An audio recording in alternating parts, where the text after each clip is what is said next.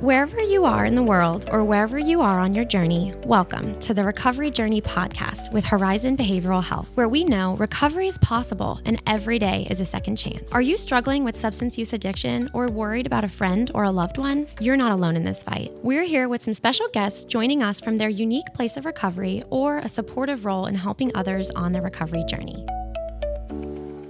So today we're here to talk about recovery, and I know our listeners are hoping to hear from some of our brave guests here who have battled with addiction and are walking their own unique journey of recovery. And two of those folks we have here today is Stephanie Iannuzzi. Hey, Stephanie. Hi.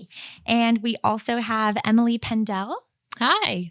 Hi, Emily. And so Emily is a member of the recovery community here in Central Virginia, and Stephanie Iannuzzi is a registered certified peer recovery specialist. So welcome, you guys, and thanks for coming today. Thanks for having us. We also have here with us Matthew Noggle. Hey, Hello. Great to have you. Glad to be here. Matthew is a resident therapist at Horizon Behavioral Health, and he's here to kind of shine some light on some of the outpatient therapy programs that are available to folks here in the community. So we're excited to hear from him as well. So I would love to start off our conversation today by just talking with Stephanie and Emily here. Just help me know a little bit about you. Emily?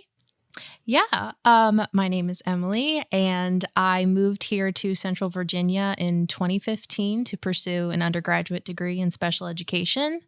Taught for a little bit, ended up heading toward grad school, and a little bit more about me. Let's see. I have a dog named Gunner. He's a golden retriever. He's 90 pounds. He thinks he's really small, but he's my baby. I have a very cool roommate who is also my mom, and it's really great to have, that relationship in your late 20s with your mom, because it's definitely less of the parent-child and more of the friendship role, which is really cool to see. I am currently training for a marathon in November. So, Whoa. Yeah, it'll be my first full marathon, so I'm a little nervous, but it's going well so far. I actually start officially training on the 18th. That's so exciting. I have a couple of family members locally, and I love to hang out with my best friend and my boyfriend pretty much all day, every day. And I also work at a day support locally, Harmony Day Support, where we service over 150 individuals with various special needs. So my role there is being the internal problem solver. So any sort of requests or issues that they may have within our facility, I get to be the contact person for all of that, which is really great.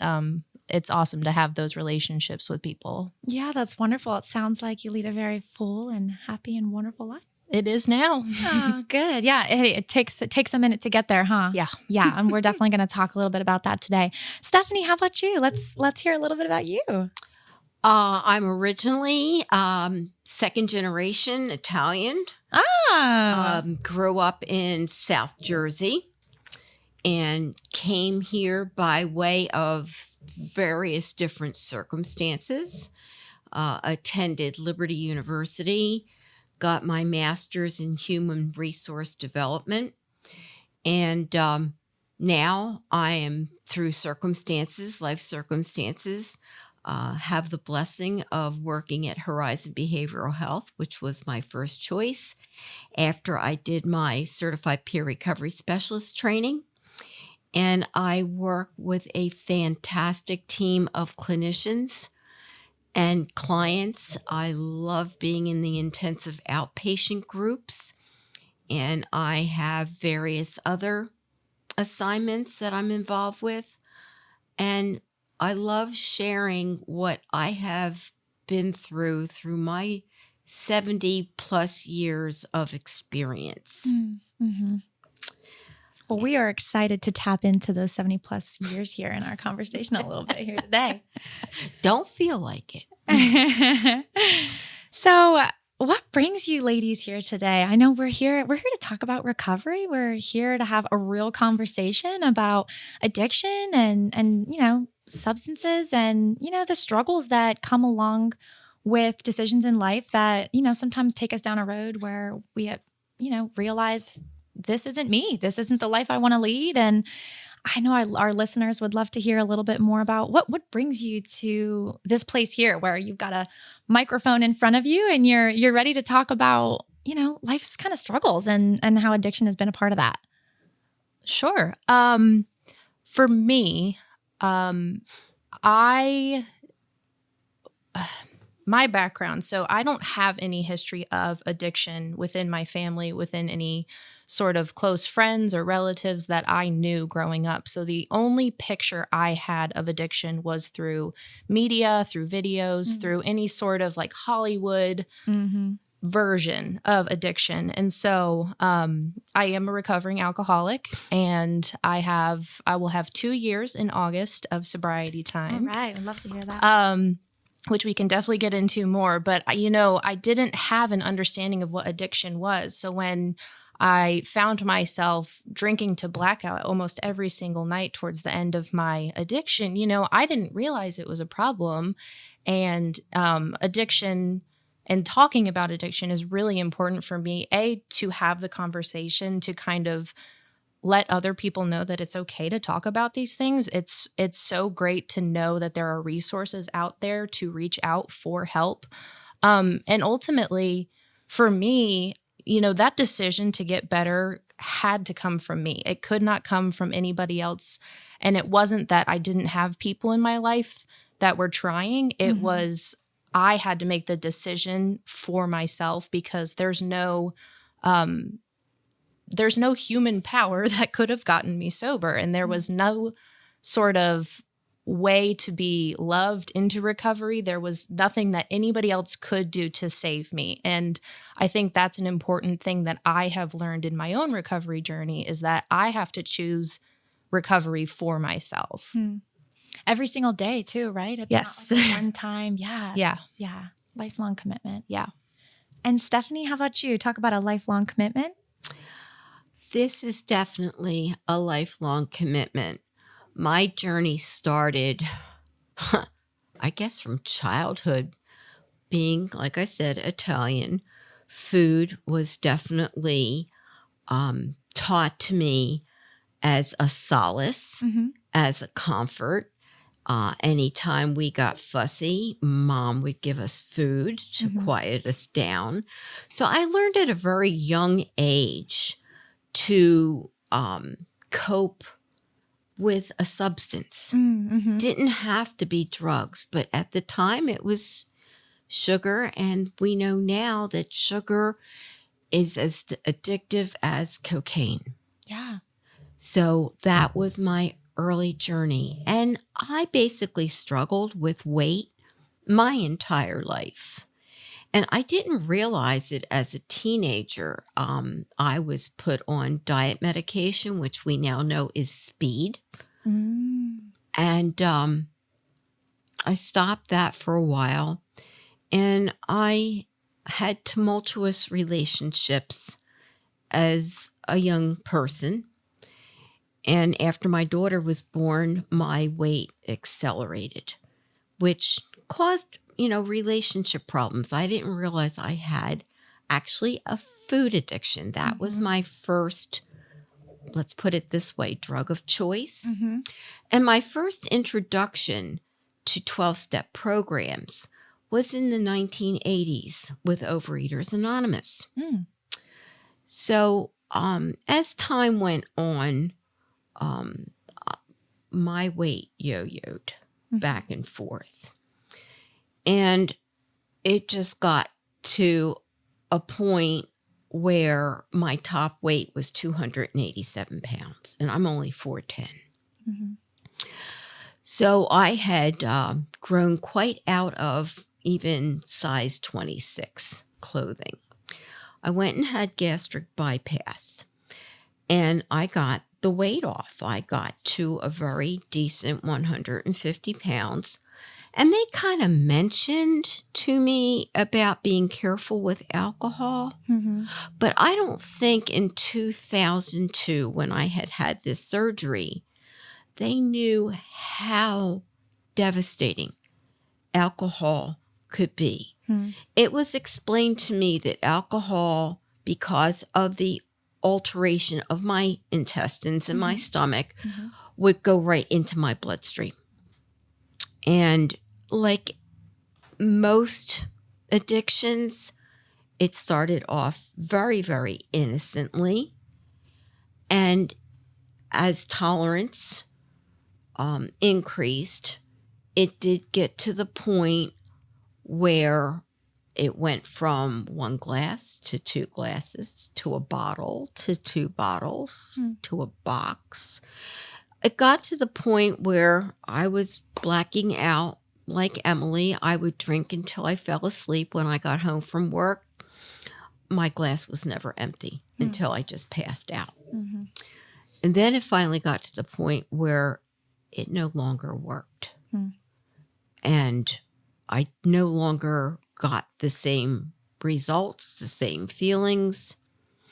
And fortunately, I had always had a fear of other substances. But I know of quite a few people, when the alcohol stops working, they add other drugs to get that same feeling again.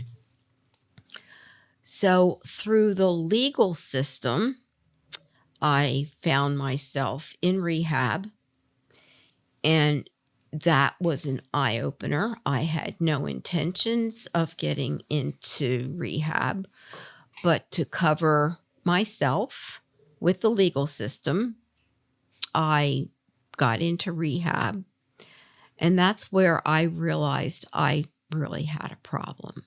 There were other people there that I could relate to. And when I was done with rehab, I went into intensive outpatient with another counseling service in Lynchburg. And I also was seeking out disability. So I needed a psychologist, psychiatrist approval to get that disability. And through that, I discovered I was bipolar. So now I am dual diagnosed and started understanding more and more about what was going on with me. So after I went through my journey of recovery, I decided that I wanted to help others, because this is a journey. It's a struggle. It's not a one and done. It is an ongoing process. I now have 10 years sober. But again, it's a one day at a time thing. And just because I have that length of time does not mean I'm home clear. Because that roaring lion is in there waiting at any moment to pounce. So I have to be on my game. Well, we all do. And, temptations in life can come in so many forms, right? I'm so glad that you were able to share a little bit about your previous history, right? Comparing, you said the sugar and cocaine and our body's response, and how we know that those things actually impact our brain. And in previous episodes, we've talked a little bit about how that works. And it really does help us to kind of view addiction for what it is. And it's a brain illness, right? And it's something that anybody could struggle from. It doesn't matter. It's regardless of background or, genetic history and all of the things. It's something that, anybody can find themselves in a place where, like you said, it's little things that kind of take you to a place where you realize, where am I? And, I don't recognize this person that I've been. And, hopefully and thankfully for those here, you ladies, you came to that realization, and, you had the support to be able to do something about it and make a change in your life. So I applaud both of you. And the other thing I wanted to mention was, after I was able to get sober, I transferred my addiction back to sugar and gained about 50 pounds. And then I knew I needed to get help. I did not want to go back up to the 287 because there's some physical problems that people don't realize when you're that size. But not being able to fit into a restaurant table, not being able to go on a roller coaster, having to use a handicapped bathroom because you can't fit in a regular stall. So my concern a lot of times when I'm speaking with my clients and they want to switch from one thing to another, it can be a vicious cycle. I do warn my clients that, okay, it's legal to use this or that, but it can lead you back to your drug of choice. So that's really, really pertinent. And since you brought it up, talk to me a little bit about, is it positive replacement, right? Where, you may be living a lifestyle where you spend a huge chunk of your time perhaps actively using substances, right? And a huge amount of your resources. So when you decide to make that change in your life, we have to replace that time with something. So what is something that has worked for both of you, having found a place of recovery that, you've been able to kind of replace that time with healthy coping mechanisms or hobbies or habits? Yeah. It's so funny because I have very similar background to Stephanie, where I had gained a lot of weight after my undergrad and college. And then I decided, you know what, I'm going to take charge of my health. This is going to be great. I lost over 100 pounds. I was really strict with certain diets. It was great. But I supplemented the food with alcohol, and alcohol made me social, made me outgoing. I was losing weight. I'm getting attention from people. Like, it was like the trifecta. It was perfect. I was like, everything's going my way. This is great. But then being who I am and having an addictive personality and having the disease of addiction, looks started not to matter as long as I was getting my fix with alcohol. And so I supplemented that, and everything else just started to fade away because all I eventually cared about was, where am I going to get my next drink? And if I didn't have one in my hand, I was on my way to the liquor store to go get it. And during that time, I took my health, I had a very toxic relationship with my health. I had very disordered eating. I supplemented, again, all of my food intake was just going to be alcohol instead. So in coming into recovery, I'm a participant in Alcoholics Anonymous, which has been one of the best tools for my recovery. But one of the key mantras that said is you need to change people, places, and things. Well, I didn't really have people left in my life anymore. I had chosen alcohol over a lot of relationships. Places, I was living with my mom at the time, and I didn't have money to go live in another place, and I certainly didn't trust myself to go live in another place. But what I could change was those things. And so I started getting back into the gym, prioritizing my health. Physical exercise can also be an addiction too. So I had to, I have to be wary of that, but I like my downtime a little too much. So I don't think I'm at the point where I'm like going to stay on the treadmill all day. But I have found so much reward intrinsically through running, and it is not something that I actively chose for myself. My boyfriend is a runner. He's really into it. He is way faster than I am, but he was like, just try it, do it. We've competed in a couple local events and stuff like that. And like, I've actually done well, which is great because I love to challenge myself. And it's really great to see the fruits of those labors and really challenge myself physically. And if I'm having a bad day, I will go exercise and, try and rewire my brain in a natural and healthy way rather than looking towards, alcohol first and foremost, but any other substance, because I could easily fall back into, I'm going to go, eat my feelings, or I'm just going to sit in my bedroom in the dark and feel sorry for myself. And, recovery is such an active word. Like, I consider myself a recovering alcoholic. I never want to say that for me, I am recovered, because we say all the time that alcoholism is doing push-ups in the parking lot and it's waiting for you to relapse. And it's such a dangerous and tricky disease. But at the same time, if I'm proactive about it, if I am maintaining good physical and mental and spiritual health, like that is going to be the best thing for my recovery long term. But I can't also look into the future too far. I just have today, and that's all I have to focus on is, am I going to stay sober today? Perfect. No matter how good or bad my day goes, sobriety and staying sober is such a victory, even within those 24 hours. And I have to remind myself of that because it can easily become very mundane to be like, oh, yeah, like, life gets in the way and I have different experiences and instances and issues that come up in a daily basis. And I can get so bogged down with like life itself. And I have to take a step back and realize like it is a miracle to be alive today. It is a miracle that I am no longer enslaved to alcoholism today. And I have to maintain that sense of gratitude that no matter how bad life gets, picking up a drink is never going to be the answer for me. Absolutely. I'm so glad you shared that because, we often, I think, we can't help but downplay how important celebrating those small victories are because they may seem small, but in the grand scheme of life, they're huge. They're so huge. And, I heard what Stephanie said as well about, when she really came to the place of realizing that addiction was something that had grabbed a hold of her and you had, just decided that you were going to change your life was when you were a part of the IOP program, which is intensive outpatient services.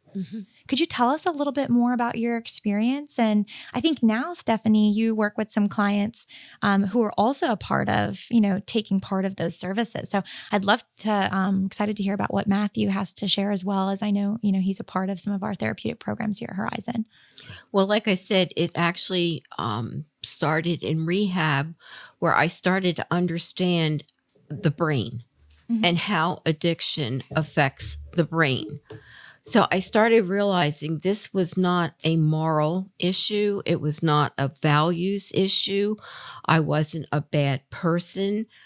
This had slowly developed into an actual disease of the brain. And I was able to use the intensive outpatient groups after I got out of out of rehab, because wraparound services are so needed for people.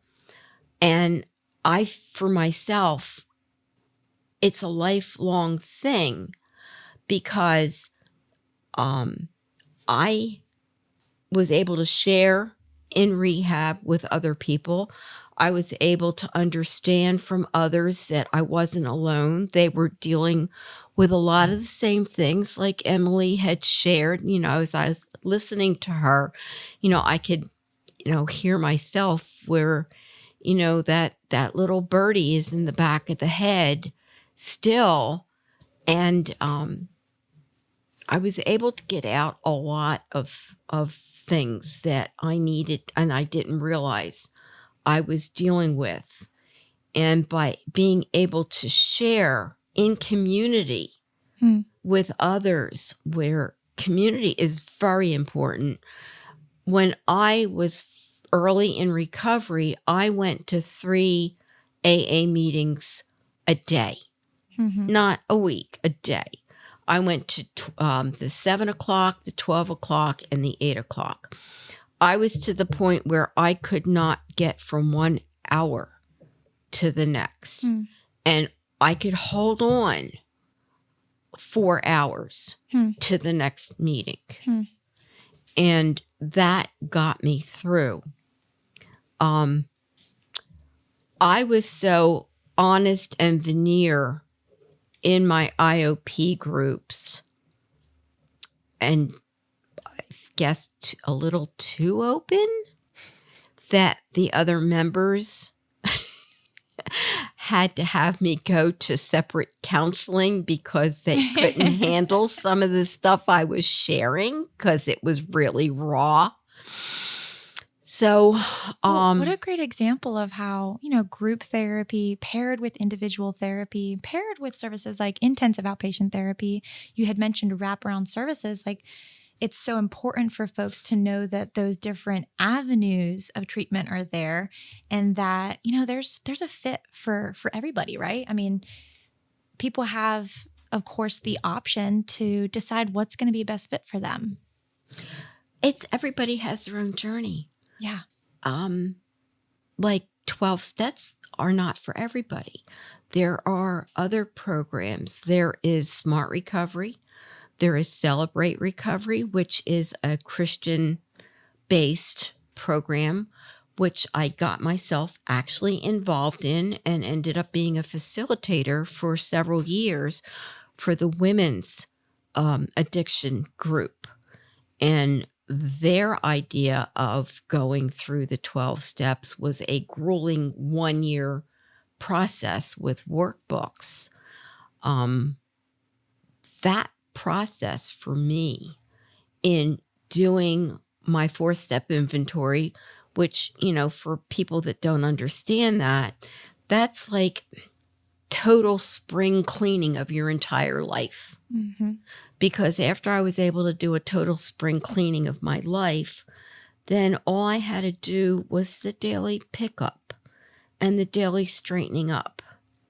And then if something came up, then if I had to do a spring cleaning again, I did. Because in early recovery, you don't really understand the layers of yourself. Mm. And I don't think if I had unpacked all of the layers of myself, Mm-hmm. I could have handled it all at once.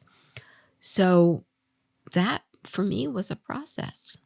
Absolutely. It sounds like part of that journey on recovery was a lot of self-awareness, and that led to the ability for you to make realistic goals for yourself. Like you said, you knew that you couldn't make it 1 hour, 4 hours. And so you chose the path that was going to get you to what you needed and what your goal was, which was to achieve recovery. And I'm sure, I know that some of our outpatient therapy options out there, Horizon provides some, there's a lot of other providers in the Lynchburg and Central Virginia community, as well as across the world, that, employ a lot of evidence-based practices to help people set those realistic goals. And as Stephanie was starting to touch on, also get to unpack some of the personal things in your life that may have gotten you to where, you are today, as far as, struggling with some sort of addiction, whatever that addiction may be. So Matthew, we have here with us our outpatient therapist, who's a specialist in these kind of evidence-based practices. I'd love to hear a little bit about, how do you get to work with your clients in setting some of those goals, and what does that look like? When I set goals with my clients, I just try to meet them where they are, because like Stephanie said, everyone is on their own journey, and sometimes, people aren't ready to bare their soul in front of other people who may have the same or similar experiences as them, because they feel too vulnerable to do that. And so individual therapy, to me, is a way for people to explore that on their own and get some type of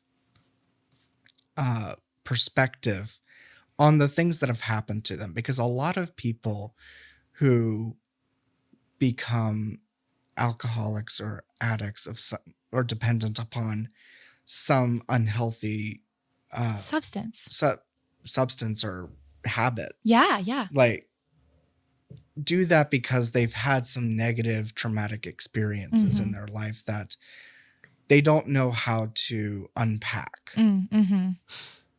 Like, and for me, I don't have a substance problem.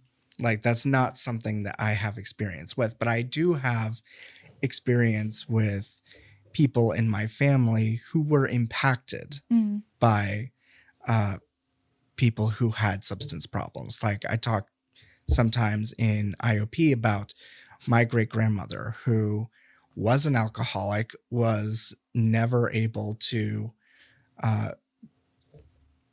manage her addiction, in her life, and that impacted her kids in a profoundly negative way that then impacted my parents, their generation, and then that had a factor in how I was raised as well. Yeah. And, we know that addiction doesn't just impact the person that's in the throes of that battle. It also impacts everybody in the whole family, right? So did you guys have conversations about that? Is that something that you guys openly discussed, or throughout childhood, is it just something that I know as a kid, I knew that my great-grandmother had an alcohol problem, the extent to which was not revealed to me because of how dramatic. It got to like some soap opera levels of drama and complications because of that.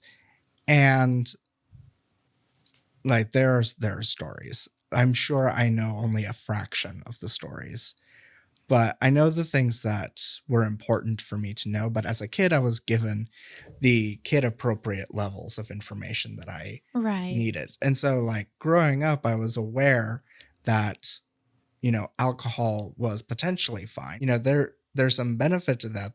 There are examples of healthy alcohol consumption, but I also knew from stories that I had been told that there were also very unhealthy levels of consumption.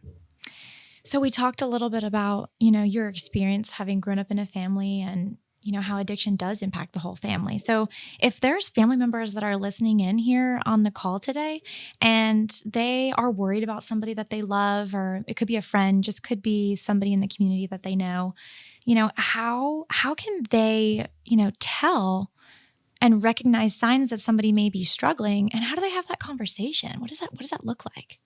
I think with going to someone that you care about with your concerns is always a tricky thing, because you want on the one hand to care for them and be empathetic and caring for them, loving even.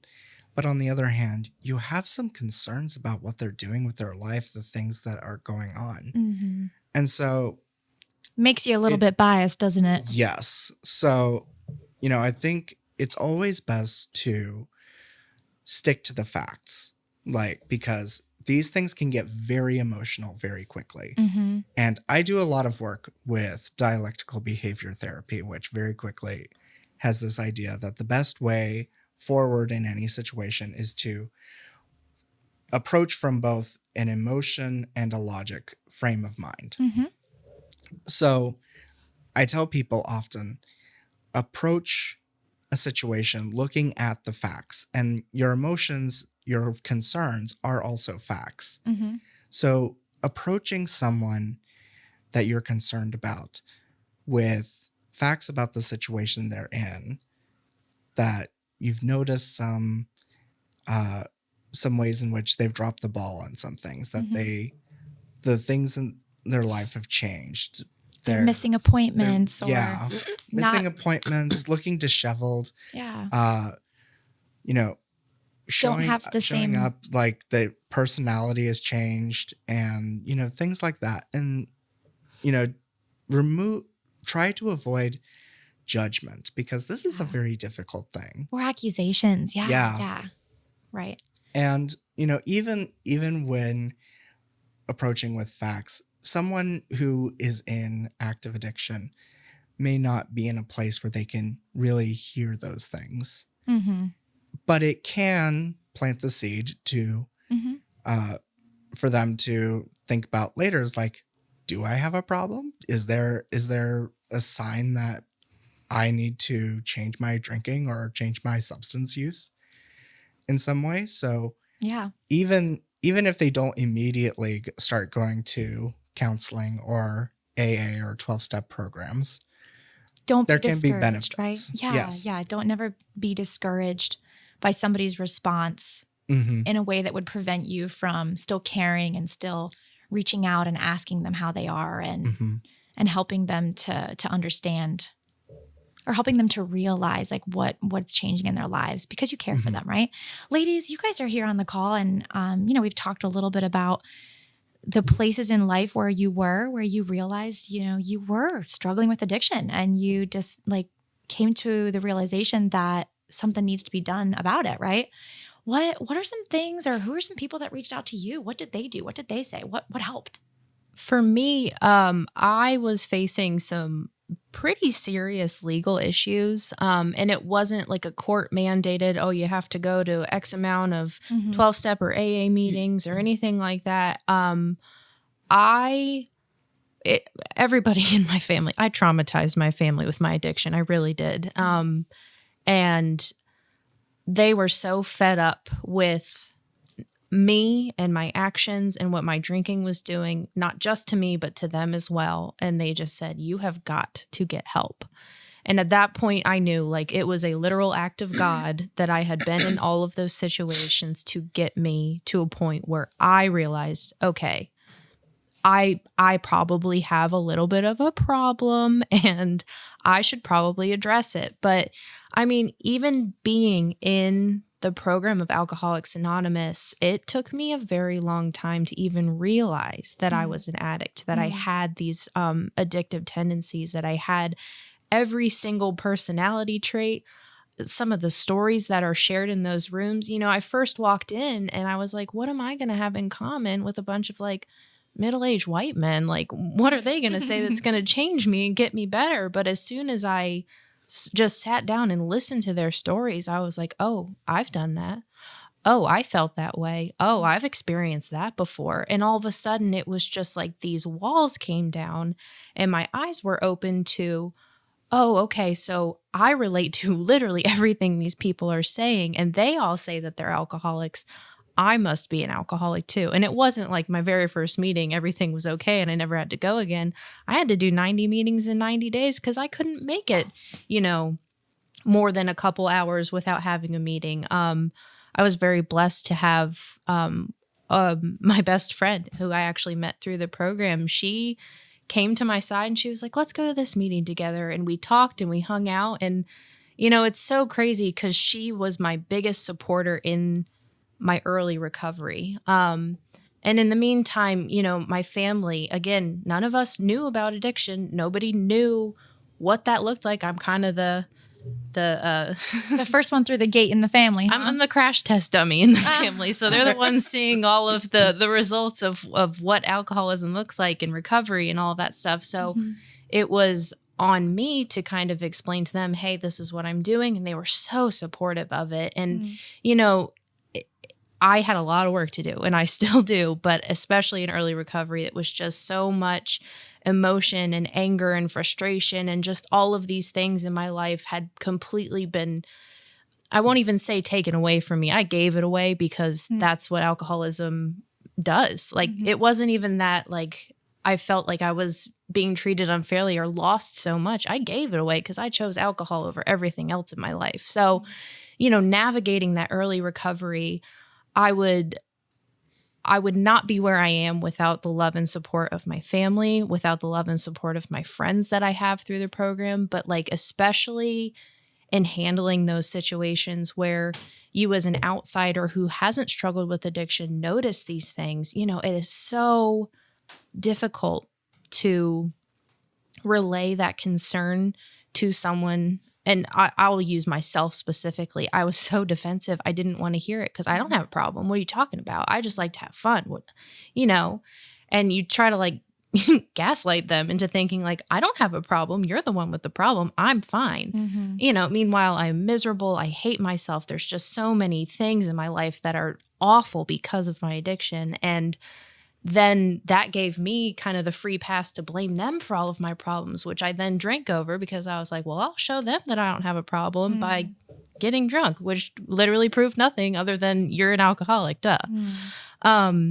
So I would just say be present for them, come to them with love and with just no judgment, and just share where you're at with them and what you've noticed, and facts, and with the facts and the feelings. Yeah. And if they don't accept it, it is not your fault because you are coming to them in love. I mean, it's a tough tough disease, and there is no right answer. There's no manual, there's no handbook.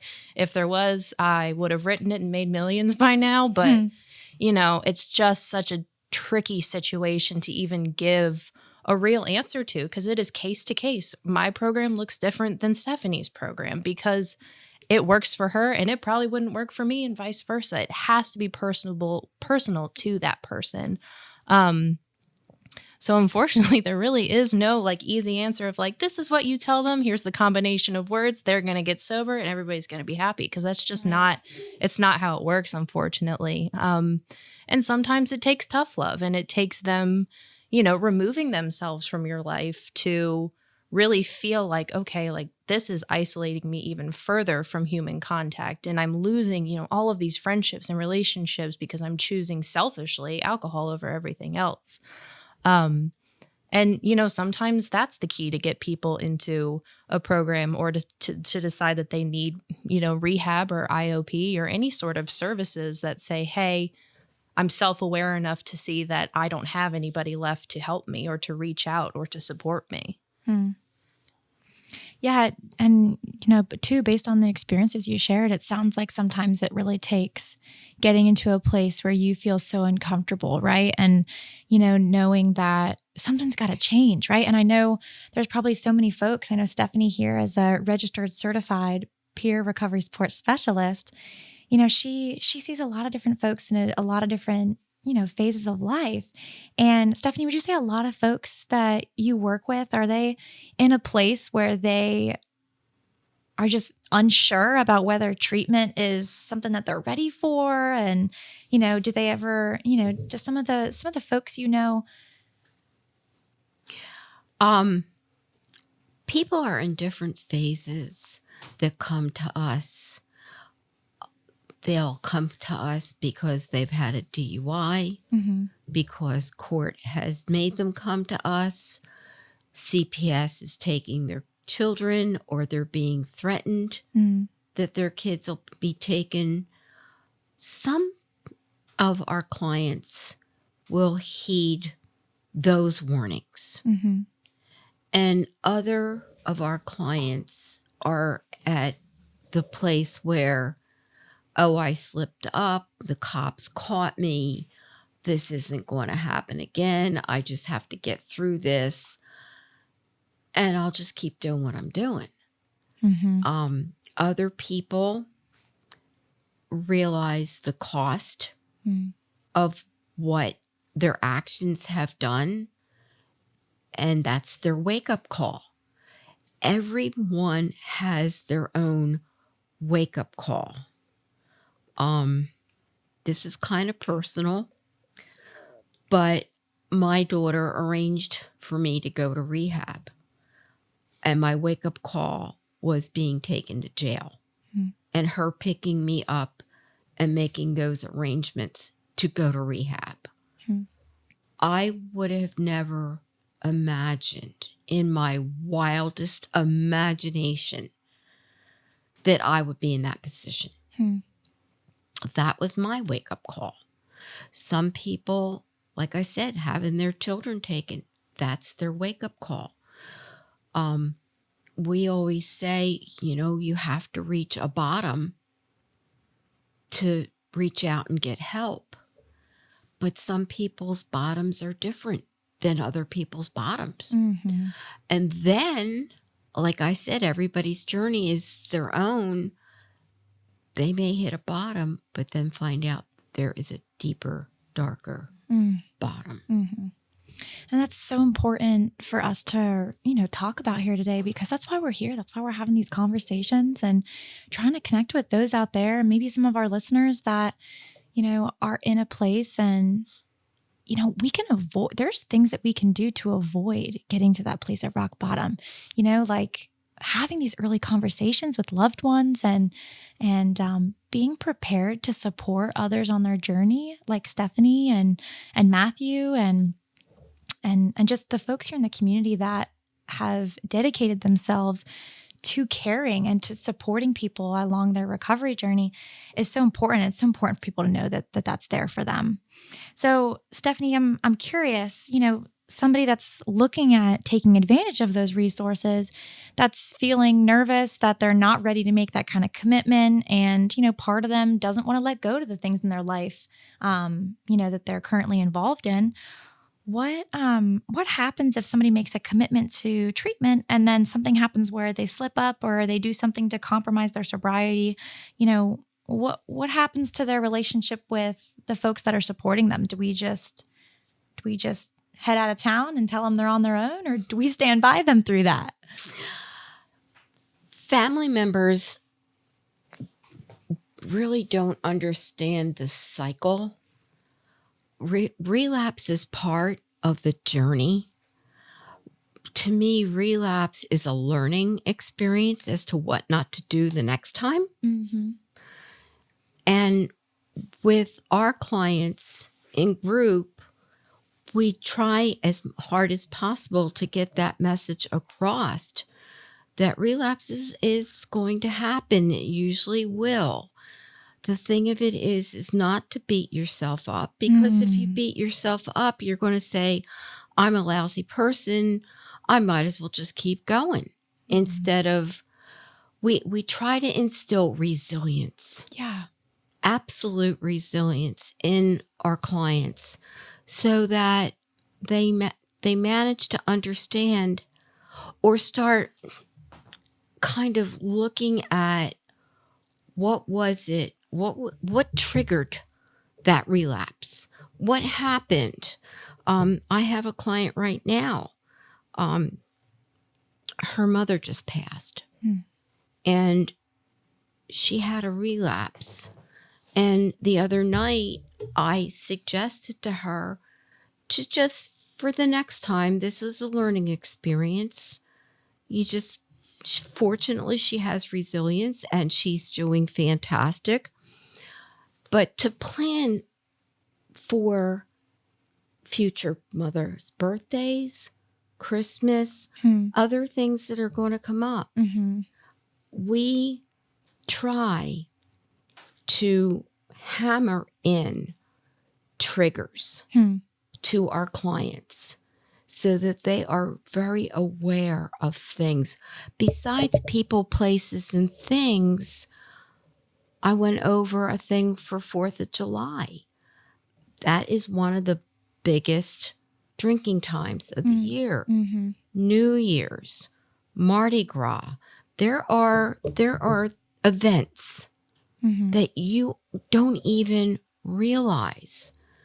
And I was listening to a YouTube video of a woman who was talking about her triggers. So if she went to a bar with some friends, just the feeling of a bar stool, the feeling of a bar table, or just not even that scenario, but being maybe at McDonald's and hearing ice, the tinkle of ice in a glass. Just there could be, for each person, a plethora of triggers that they're not even aware of. And you're saying there's ways, such as through working with other people and, supportive services, ways that you can be prepared to respond when you do feel triggered and to recognize those triggers? Yeah. And that's what we try to educate our clients to be aware of. And to give them alternate resources to counteract escapes. Like, I will tell my friends, or I'll tell my clients, that if you know that you're kind of having to go to a family thing, make sure your car is parked where you can get away. To get yourself a glass of soda so you feel like you're holding something where everybody else is holding something. There are many, many ways of preparing yourself. And if you know that there's going to be a lot of alcohol at the event, go for the first hour before things start happening and then leave. You've made your appearance. Or on the opposite end, if cocktail hour is before food's being served, come late. Or even eat something before you go to an event, because having something in your stomach helps. There's a lot of ways to avoid a relapse, a lot of ways. But until a client is educated in those ways, they're susceptible. Yeah, we're stuck out there on the battlefield with no armor, no idea what's going to come next. Yeah.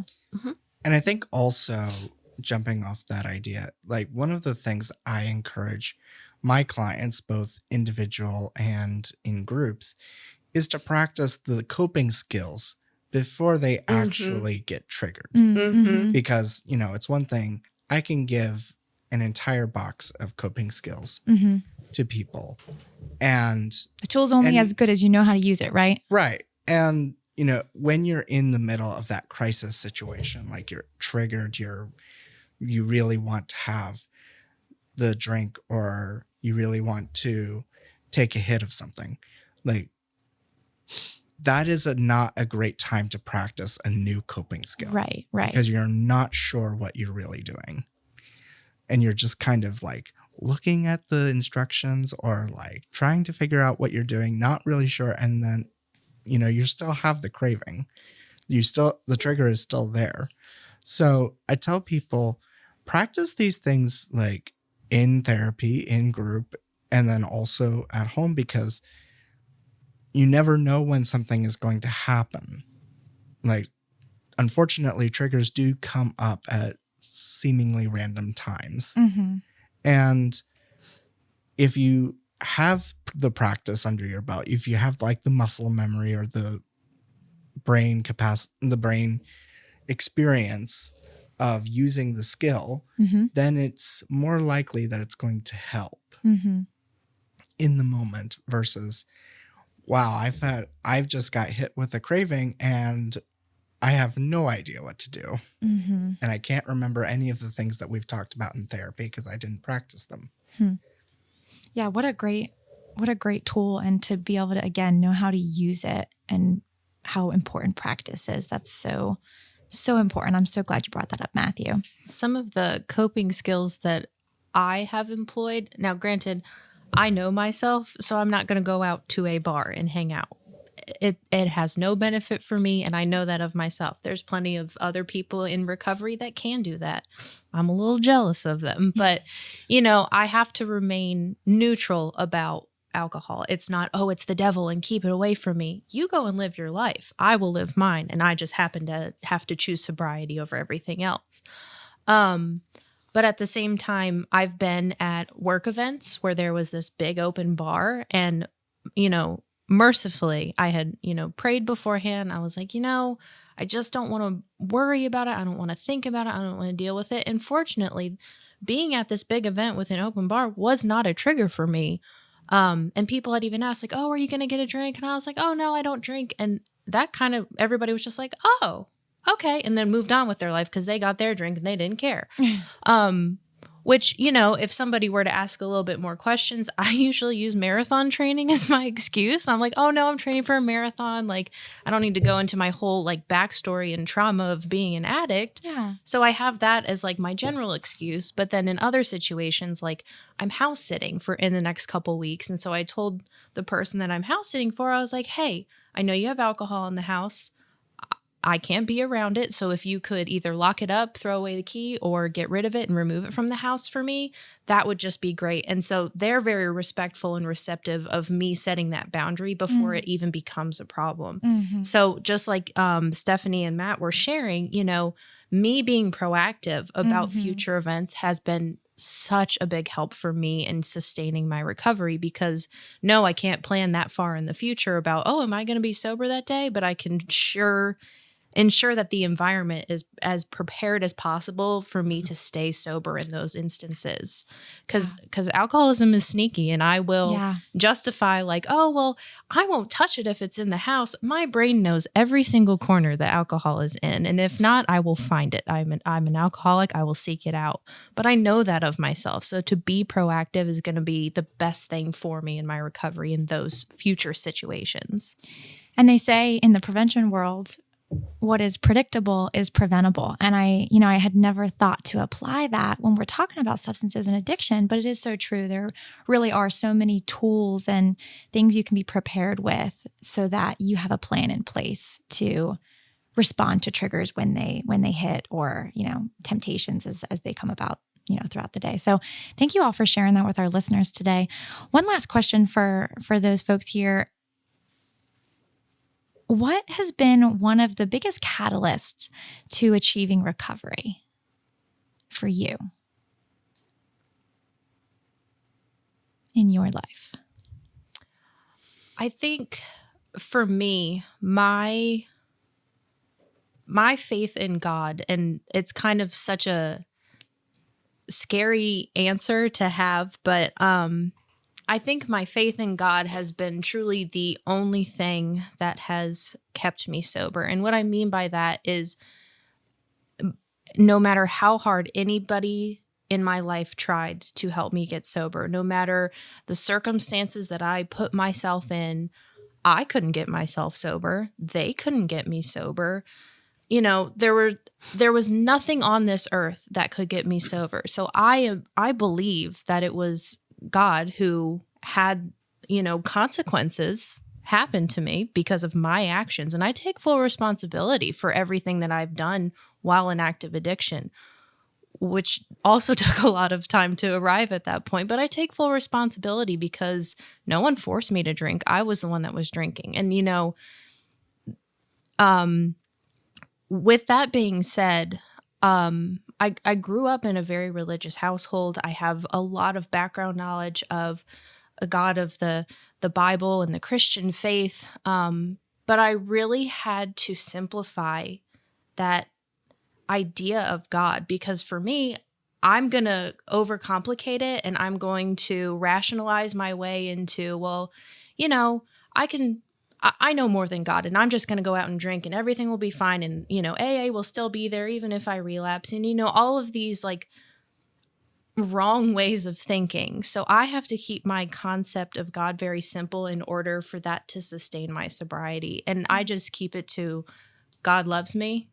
God's perfect, because I can't argue with perfect. And God is forgiving, because if he's not forgiving, I'm not going to be able to forgive myself. I will not be able to forgive others, and others won't be able to forgive me. So having the presence of God and a spiritual foundation in my life has been the one thing that really has kept me sober and gotten me sober in the first place, because I can reach out to people. What if they don't pick up their phone? I can read things. What if I don't find the right set of words? What do I have left as my last line of defense between me and a bottle? It's going to have to be God for me. Thanks for sharing that, Emily. And how about you, Stephanie? Oh my gosh. Emily could not have put it in a more perfect way. I have basically learned the same thing that Emily has. It's a spiritual matter for me. I remember a lot of problems. For me, not superstitious. Things always came in threes. And I remember holding on to my front door and looking outside and looking up and screaming at the top of my lungs for God to help me. Because I would always wait until I had tried everything I could try, being the control freak that I was, till I would finally get on my knees and ask for help. And when I saw God step in for me and help me through things. And again, a father disciplines a child because he loves them. So now, when things happen, I go, all right, Lord, you knew this was going to happen. You know how it's going to get solved. Just give me the wisdom to know what steps you want me to take in order to do your will. But Emily, you put it beautifully. Thank you. I couldn't have said it any better. I want to thank you all for being so vulnerable and sharing some of those pieces of your journey. And we know that looks different for everybody, but it's so special to hear from you both who, some of this may be recent and, this is so personal. And it's just amazing to know that there are people out there in this community, in that community, across the world, across the country that want to have these conversations. And I just would love to take the opportunity to remind our listeners that there are people around you that want to hear you and want to have these conversations, and just to be brave and be open. And sometimes it's just taking the first step and being honest, not just with yourself, but with the person next to you. And you never know, you might surprise yourself, and they might be that person that you need in that moment. So thank you all so much. I appreciate that. We also have Marianne Powell here with us today. Hi, Marianne. Good morning. She is our program manager that oversees some of our outpatient services provided at Horizon Behavioral Health. So Marianne, you have such an extensive knowledge of different treatment options for individuals, no matter what phase of, recovery they're in. And so I've got a question here for you. When can someone know if treatment is probably the next best step, either for themselves or for a loved one? So as several of the members mentioned earlier, we get a lot of people that are kind of referred to us. So it's not always their idea to come in. Mm-hmm. Sometimes that happens where people, some things have happened and they're like, I'm ready to make a change on my own. But, for a lot of people, it's being pushed by an outside source. We have a lot of people who've gotten DUIs that are referred. We get people with the Department of Social Services. It could be related to a job, especially for people who are doing safety-sensitive work like driving, things like that.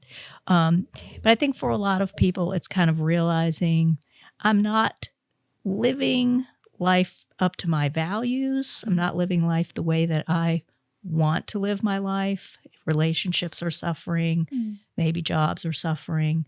And just they're seeing things, they're not going the way that I thought they would go in my life, not reaching my goals and my potential. And you mentioned that, a lot of times folks don't just reach out on their own. And so usually a referral steps in to support them in that first step.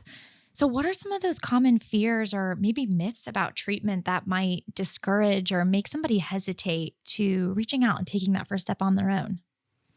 Well, like you mentioned earlier, stigma is still a big issue. It's a big issue for people with substance issues, mental health issues. Asking for help. We live in a country that focuses a lot on being independent, pull yourself up by your bootstraps, solve your own problems. And this is not an area where you can do that. I always tell people, if you could have fixed this problem on your own, you would have already done it, because you're having these consequences in your life that, you never wanted. You never wanted to be in this position with the legal system, or relationship problems, or risking your freedom, or risking having your children. You never wanted to be in those places. And if you could have made a decision and stopped the problem behavior on your own, you would have already done it. So that's important for people to know. And earlier in the episode, we talked about wraparound services. So that term may be unfamiliar to some of our listeners. What does that look like? And is that something you can expect from organizations like Horizon, like our community service boards that serve individuals across Virginia? Yes. I mean, many of our clients at Horizon with substance issues also have mental health issues. Many of them have co-occurring chronic medical issues and, trauma, past, lots of things that they're dealing with in life, homelessness, different things. And you can't just focus on one area of a person and expect them to be able to change their whole life and get into recovery without addressing all of those needs that they have. Right. It's like playing whack-a-mole if we were to try to do it one by one, right? Exactly. Yeah. So we're going to our admissions department does comprehensive assessments at Horizon, and they refer to all kinds of services that we have. And then once people are in the services, they're also linked to other resources. So, a person in our intensive outpatient program, for instance, may be coming to our group therapy. They may also be getting some individual therapy. They are working with the peers like Stephanie. They may be going to support programs in the community. They may have a case manager who's working with them to help link them to medical care, or if they have food insecurity, or help to get a job. So we want to make sure that people have access to everything they need to be successful in their recovery, reduce barriers. Transportation is a barrier. Childcare is a barrier. So we want to make sure that we link people to resources to help reduce those barriers so they can get the most out of their care.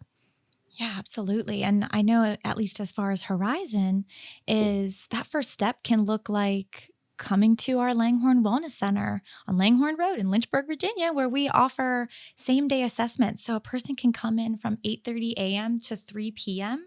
and be seen by a provider that day. Wow, that is just amazing. And how important do you think it is, Marianne, for folks to be able to, when they're ready to say, okay, today's the day, that there's an opportunity there for them to be seen that day?